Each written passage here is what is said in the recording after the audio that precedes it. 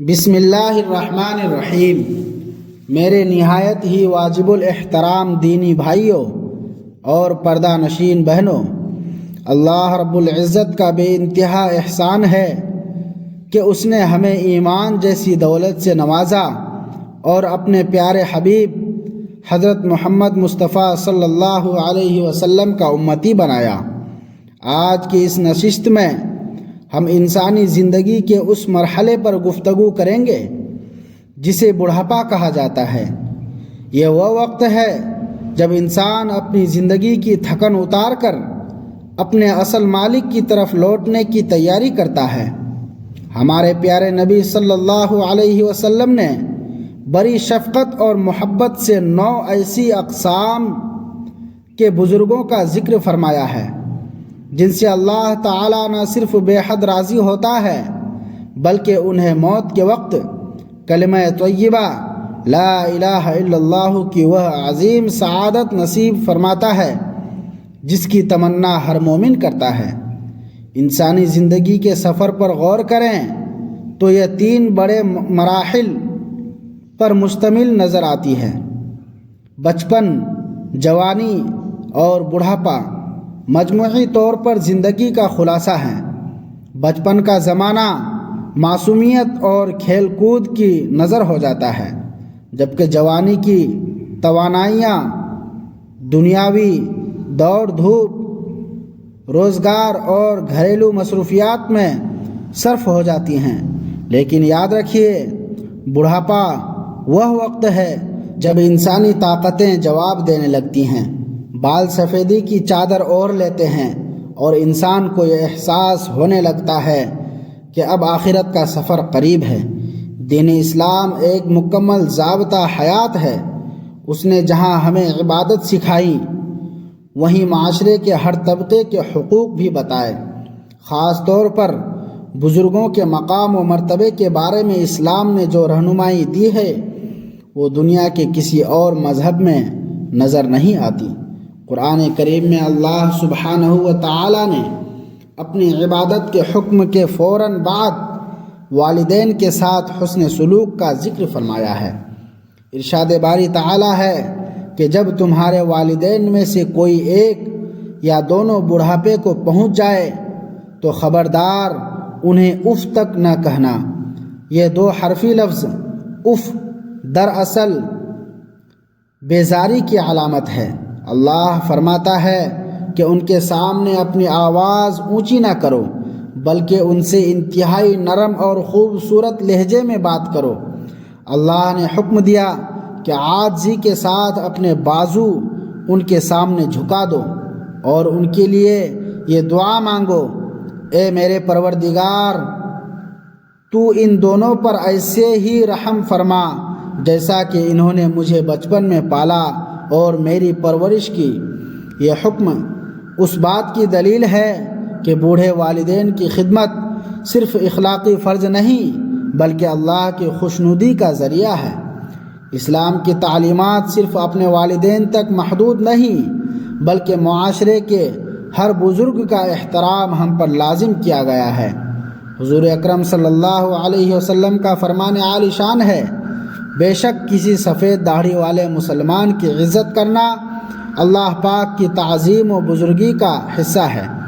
ذرا غور کیجئے، اگر ہم کسی بوڑھے شخص کو راستہ دیتے ہیں یا اسے عزت سے بٹھاتے ہیں تو گویا ہم اپنے رب کی تعظیم کر رہے ہوتے ہیں۔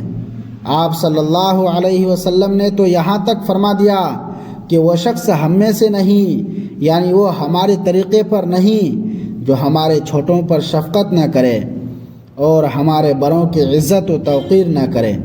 اسلام میں بڑوں کا احترام معاشرے کی بنیاد قرار دیا گیا ہے۔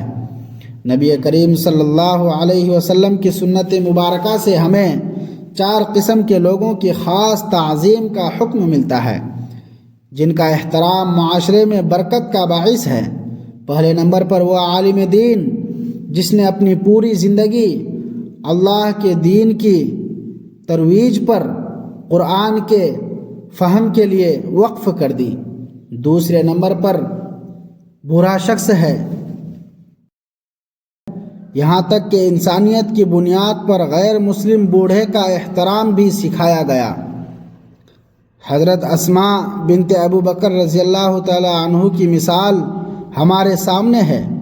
جب ان کی مشرکہ والدہ آئیں تو آپ صلی اللہ علیہ وسلم نے صلہ رحمی اور ان کے حقوق کی ادائیگی کا حکم دیا۔ تیسرے نمبر پر حاکم وقت اگر وہ عادل ہو، اور چوتھے نمبر پر انسان کا اپنا باپ ہے۔ امام غزالی رحمۃ اللہ علیہ فرماتے ہیں کہ بزرگوں کی ہیبت اور مقام اتنا ہے کہ ان کی موجودگی میں جب تک وہ اجازت نہ دیں بولنا بھی ادب کے خلاف ہے۔ بزرگوں کی عزت کرنے کا ایک بڑا دنیاوی فائدہ یہ ہے کہ اس سے انسان کی اپنی عمر میں برکت ہوتی ہے۔ رسول اللہ صلی اللہ علیہ وسلم نے خوشخبری سنائی کہ جو نوجوان کسی بوڑھے کی اس کے بڑھاپے کی وجہ سے عزت کرتا ہے، اللہ تعالیٰ اس نوجوان کے لیے اس کے بڑھاپے میں ایسے لوگ مقرر فرما دیتا ہے جو اس کی عزت کریں، یعنی آج کی گئی عزت کل آپ کے اپنے کام آئے گی۔ حضرت علی کرم اللہ وجہ الکریم فرماتے تھے کہ بالوں کی سفیدی دراصل بزرگی، وقار اور تجربات کا نور ہے۔ بوڑھے لوگ تجربات کا خزانہ ہوتے ہیں۔ ان کے مشورے اللہ کو بہت پسند ہیں کیونکہ ان میں زندگی کا نچوڑ ہوتا ہے۔ اسی لیے ہمیں سکھایا گیا کہ مسجد ہو یا کوئی محفل، سفر ہو یا گھر، ہمیشہ بزرگوں کو خود پر ترجیح دیں، ان کے لیے جگہ چھوڑیں اور ان کا بوجھ بانٹیں۔ اب ہم ان 9 خوش نصیب بوڑھوں کے اعمال کا تذکرہ کرتے ہیں جن پر اللہ پاک بے حد راضی ہوتا ہے۔ پہلا عمل ایمان پر استقامت۔ وہ بزرگ جنہوں نے جوانی کی رنگینیوں میں بھی اپنے ایمان کو بچایا اور بڑھاپے تک توحید پر قائم رہے، اللہ ان کی زبان پر موت کے وقت کلمہ جاری فرماتا ہے۔ دوسرا عمل والدین کی خدمت۔ وہ لوگ جنہوں نے خود بوڑھے ہونے کے باوجود اپنے سے بڑے والدین کی خدمت کی، ان کا انجام ہمیشہ خیر پر ہوتا ہے۔ تیسرا عمل نماز کی پابندی۔ وہ بوڑھے جن کے گھٹنے اللہ کے سامنے جھکتے رہے، ان کے دل اللہ کے نور سے بھر جاتے ہیں۔ چوتھا عمل حقوق العباد۔ جنہوں نے کبھی کسی کا دل نہیں دکھایا اور لوگوں کے حق ادا کیے، اللہ موت کے وقت ان کی مشکلیں آسان فرما دیتا ہے۔ پانچواں عمل قرآن کی تلاوت۔ جو بزرگ اپنی آنکھوں کی روشنی قرآن پڑھنے میں صرف کرتے ہیں، قرآن ان کی قبر اور آخرت کا ساتھی بن جاتا ہے۔ چھٹا عمل ذکر الہی۔ جن کی زبانیں ہر وقت سبحان اللہ اور الحمدللہ سے تر رہتی ہیں، اللہ انہیں کلمے کی توفیق دیتا ہے۔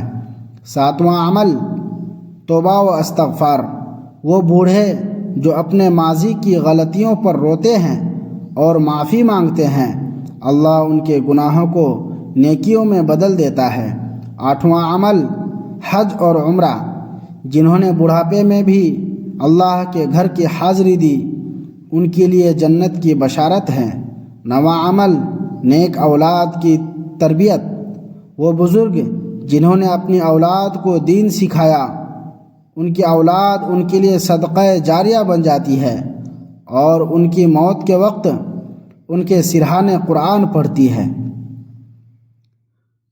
بڑھاپا توبہ کا بہترین وقت ہے۔ اس عمر میں انسان کو چاہیے کہ وہ دنیا کی باتوں کے بجائے اپنی تسبیح، تلاوت اور دعاؤں میں دل لگائے۔ حضور صلی اللہ علیہ وسلم نے فرمایا کہ اللہ پاک کو اس بندے سے شرم آتی ہے جس کے بال اسلام میں سفید ہوئے ہوں۔ جب وہ ہاتھ اٹھا کر دعا مانگتا ہے تو اللہ اس کے ہاتھ خالی نہیں لوٹاتا۔ لہٰذا اے میرے بزرگوں، آپ کثرت سے دعائیں مانگا کریں کیونکہ آپ کی دعا رد نہیں ہوتی۔ اور اے نوجوانوں، اپنے گھر کے بزرگوں کو اللہ کی رحمت سمجھو۔ ان کے چہرے کو محبت سے دیکھنا بھی عبادت ہے اور ان کی خدمت کرنا جنت کا شارٹ کٹ مختصر راستہ ہے۔ اللہ تبارک و تعالی سے دعا ہے کہ وہ ہمیں بزرگوں کا احترام کرنے کی توفیق عطا فرمائے، ہمیں ایسا بڑھاپا نصیب فرمائے جو اس کی اطاعت میں گزرے، ہماری زبانیں ذکر سے تر رہیں، اور جب ہمارا آخری وقت آئے تو ہماری زبانوں پر کلمہ طیبہ لا الہ الا اللہ محمد الرسول اللہ جاری ہو، آمین یا رب العالمین۔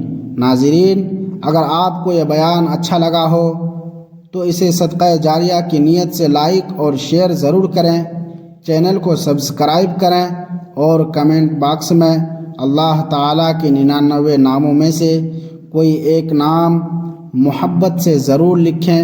اللہ آپ کا حامی و ناصر ہو۔ تو ناظرین، ملتے ہیں اگلی ویڈیو میں، جب تک کے لیے خدا حافظ۔ اللہ آپ سب کو سلامت رکھے، اپنے حفظ و امان میں رکھے، آپ ہمارے لیے دعا فرمائیں۔